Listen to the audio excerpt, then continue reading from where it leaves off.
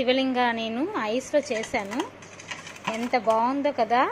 ఇలా షేప్ రావాలని నేను ట్రై చేశాను, కానీ ఇలాగే యాక్చువల్గా నేను చేసింది ఇలాగే వచ్చింది. 3 కంటైనర్స్ పెట్టి నేను చేశాను. లాస్ట్లో నేను పెట్టేసి డెకరేట్ అంతా చేసి ఆ వీడియో కూడా నేను పెట్టాను.